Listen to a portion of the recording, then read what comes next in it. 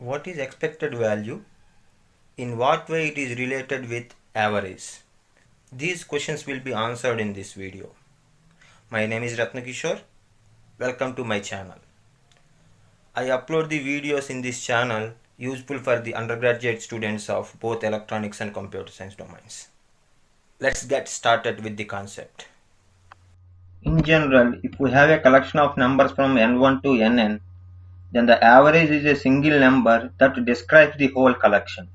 Then here we can calculate the average of this collection as sum of all its values divided by the total number of values, that is n.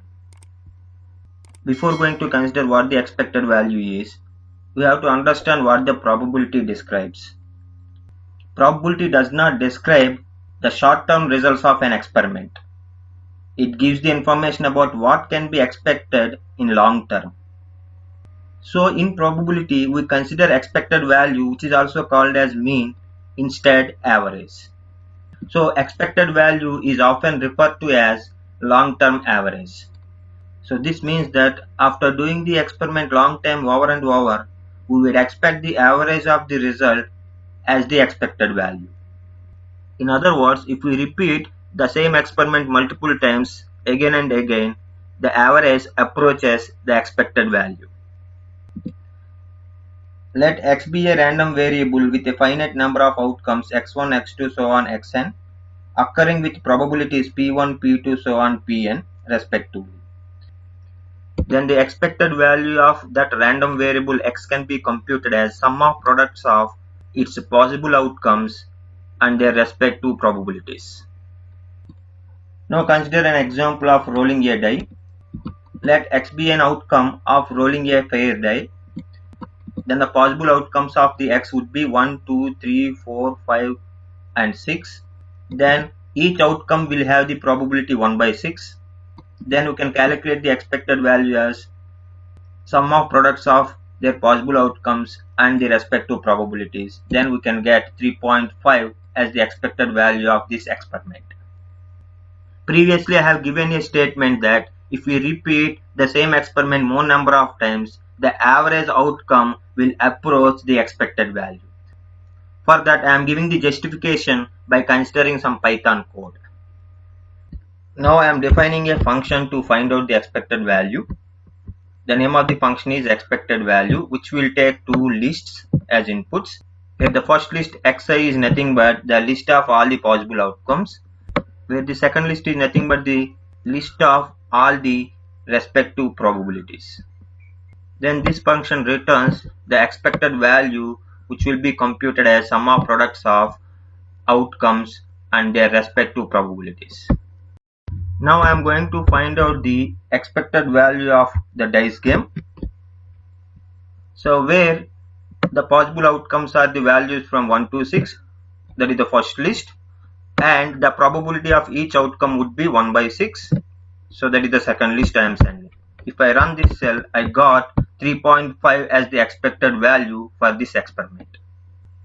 Now I am going to consider a code to find out the average outcome of the experiment if I repeat that experiment n number of times.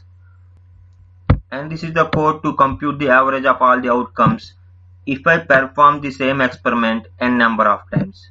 As an example, here I am using n is equal to 5. That means I am going for the 5 trials of the experiment.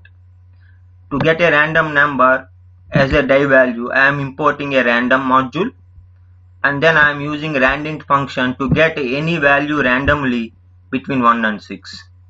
So before for loop, I have initialized a variable sum with 0, and then after getting each value, I am going to updating the sum value with the value I got as the die value. Then this loop will be repeated for n number of times. That means the sum will have the sum of all the n outcomes. Then I am going to display sum by n, which will give us the average value. So now I am going with 5 trials. If I run this cell, I got 3.2 as the average. Now I am going with 50 trials. That means I am repeating the same experiment for 50 times. Let me check what is the average I got. See, now the average is 3.06. Then I am performing this experiment for 100 times, we will check what will be the average outcome. So that is 3.61. For 500 times, the average is 3.37. Then for 1000 times, we will check the average outcome. Average outcome we got 3.519. Now if you clearly observe the number of trials for this experiment and the average outcome, as the number of trials are increasing, the average is approaching the expected value. In our case, that is 3.5. So that means we can say if you repeat the experiment more number of times, the average outcome will approach the expected value. So the statement the expected value or mean is the same as long-term average is justified now.